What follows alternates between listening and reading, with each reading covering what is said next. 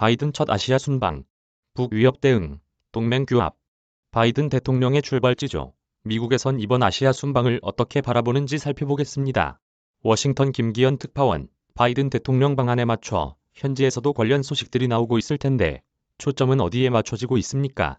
백악관이 사전에 경고했던 북한의 추가 도발 위협 속에 바이든 대통령이 임기 시작 이후 처음으로 아시아 순방길에 올랐다는 측면을 강조하고 있습니다. 동시에 4박 5일로 예정된 이번 순방 과정이 중국에 대한 견제를 강화하는 행보에 초점이 맞춰져 있다는 점도 부각되는 상황입니다.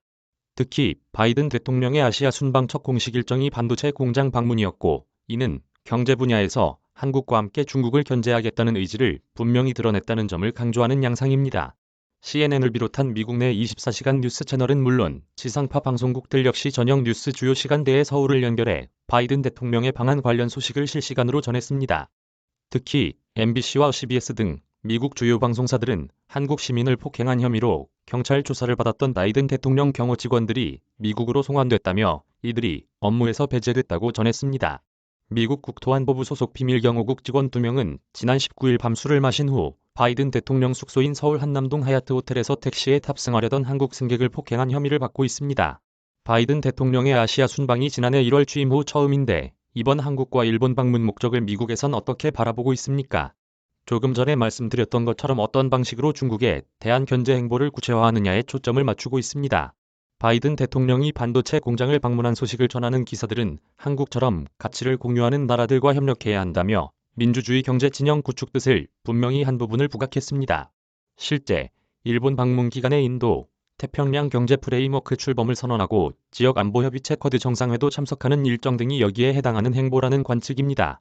다만 미국 싱크탱크 일각에선 바이든 대통령의 아시아 순방이 명백히 중국을 겨냥한다 해도 주변국들에게 선택을 강요하는 문제는 아니라는 견해도 나왔습니다.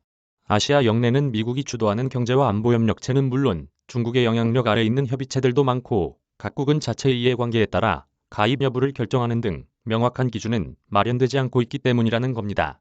앤드류 여미 브루킹스 연구소 한국 석좌 분석입니다. 결국 동맹 규합과 중국 견제 행보로 보이는데 평가는 결국 미국 유권자들을 향하고 있다고 봐야겠죠.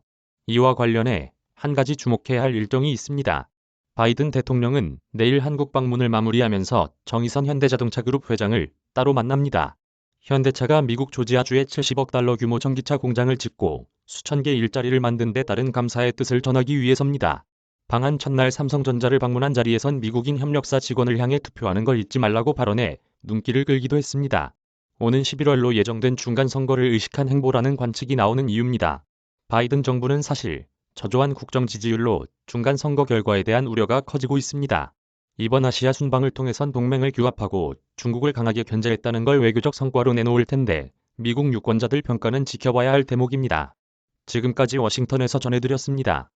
촬영 기자 오범석 영상 편집 김신영, 김기현 기자